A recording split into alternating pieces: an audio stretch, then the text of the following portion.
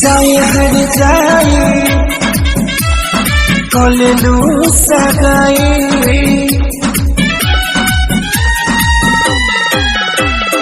जाए हर जाए कलू सगाई लगले बारात तो हटुरा आई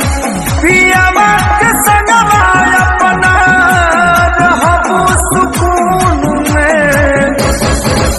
बेवफाई भरल बा तोरा खून में गली सुन के चल जाइए जून में बेवफाई भरल बा तोरा खून में गली सुन के चल जाइए जून में।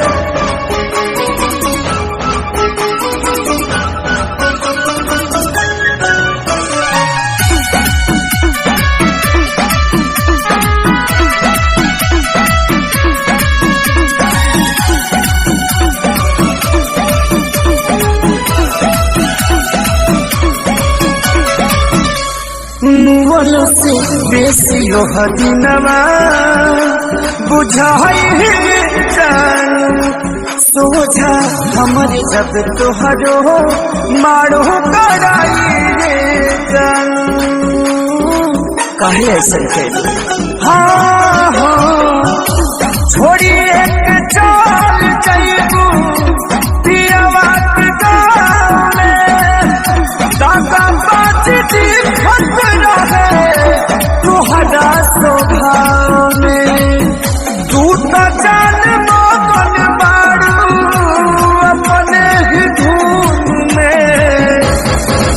बेवफाई भरल बा तोरा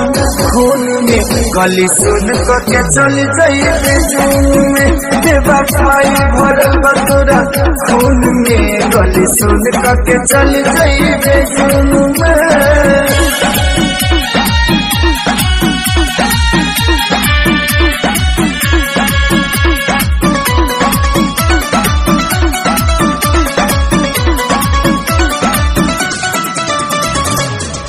टेंशन ना तू सोना तुहरा बीच में न आई हो दुखवा होई जरूर जानू बात पूरे चले जाए हो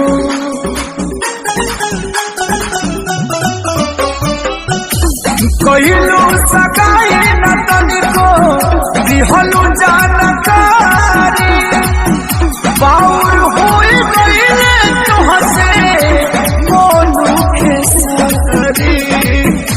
हनीमून मनाए तो जाके अब देहरादून में बेवफाई भरल बा तोरा खून में गली सुन के चल जाइए जून में बेवफाई भरल बा तोरा खून में गली सुन के चल जाइए जून में।